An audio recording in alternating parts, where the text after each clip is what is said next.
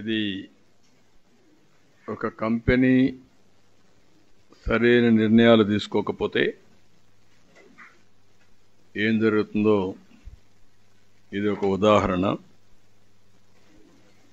అదే మరి ఒక ప్రభుత్వం కూడా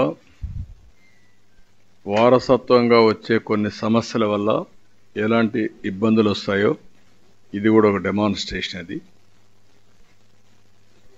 ఇక్కడ మనం చూస్తే Essentia advance sciences pharma company,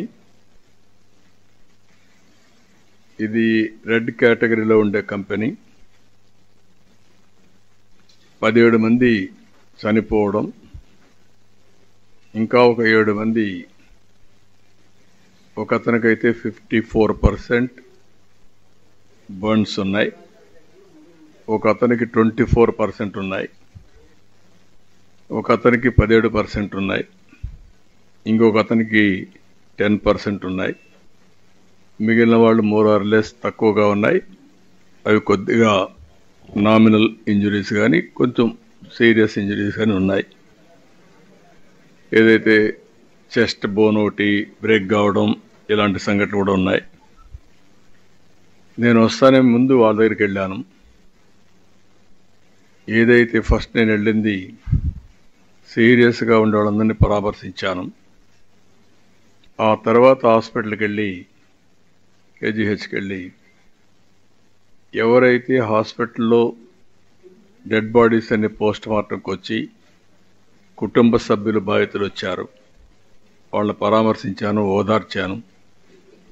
కానీ కొన్ని సంఘటనలు చూస్తే చాలా బాధేస్తుంది.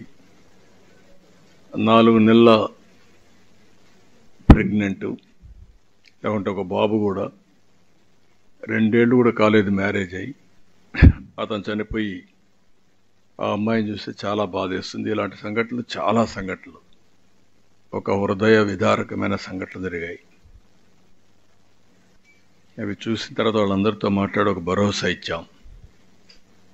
భరోసా ఇచ్చి మొత్తం అనౌన్స్మెంట్ కూడా మీరు ఒకసారి చూస్తే బాధితులందరికీ, చనిపోయిన వాళ్ళందరికీ 1 కోటి రూపాయలు ఆర్థిక సహాయం చేయడం,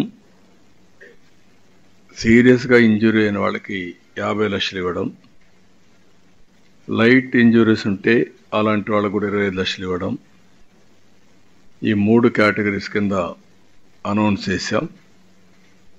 ఈరోజే ఎవరైతే చనిపోయారో వాళ్ళందరికీ చెక్కులు కూడా డిస్ట్రిబ్యూట్ చేస్తారు.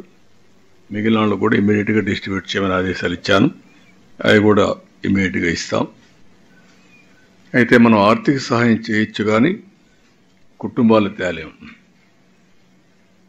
ఆ కుటుంబానికి ఎవరైతే ఆధారంగా ఉంటారో, ఎవరైతే ఆ కుటుంబానికి ఒక సెక్యూరిటీగా ఉంటారో వాళ్ళు మనం తేలేం. అది జీవితాంతం తీరని లోటు. ఒక పక్క ఇండస్ట్రీస్ రావాలి, కానీ రెండో పక్కన కూడా సేఫ్టీకి కూడా అంతే ప్రాధాన్యత ఇవ్వాలి. ఆ విషయాలు కూడా నేను వచ్చినప్పుడు మొత్తం మీకు ఎక్స్ప్లెయిన్ చేస్తాను.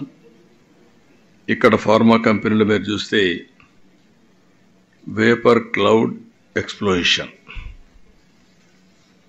దీంతో మొత్తం అక్కడుండే ముందుగానే ఇది ఇన్ఫ్లేమబుల్, అది సరిగా మేనేజ్ చేయకుండా